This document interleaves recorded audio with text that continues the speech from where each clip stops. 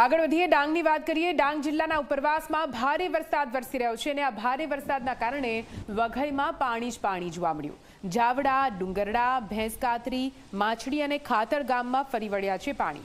ધોધમાર વરસાદ બાદ રસ્તાઓ પાણીમાં ગરકાવ થયા। કોઝવે પરથી પાણી ફરી વળતા રસ્તાઓ બંધ પણ થયા છે। આ દ્રશ્યો આપ જોઈ રહ્યા છો। ડાંગ જિલ્લામાં પણ સતત અવિરતપણે વરસી રહ્યો છે વરસાદ અને તેના કારણે નાના નાના ઝરણા ફરી એકવાર જીવંત થયા છે। સાથે નદી નાળા બે કાંઠે વહી રહ્યા છે। નદી નાળામાં આવતા તમામ લો લેવલ બ્રિજ તેમજ કોઝવે કઈ રીતે પાણીમાં ગરક, આ દ્રશ્ય તેની સાબિતી। વધુ માહિતી સાથે સંવાદદાતા નિશાંત જોડાઈ ગયા છે ફોનલાઈન પર। નિશાંત, ડાંગમાં અવિરતપણે વરસાદ વરસી રહ્યો છે અને આ વરસાદ હવે ક્યાંક મુસીબતનો વરસાદ લોકો માટે સાબિત થઈ રહ્યો છે। ભલે કુદરતી સૌંદર્ય સોળે કળાએ ડાંગમાં ખીલી ઉઠ્યું છે, પણ અહીંના સ્થાનિકો, અહીંના ગ્રામજનો પારાવાર મુશ્કેલીમાં।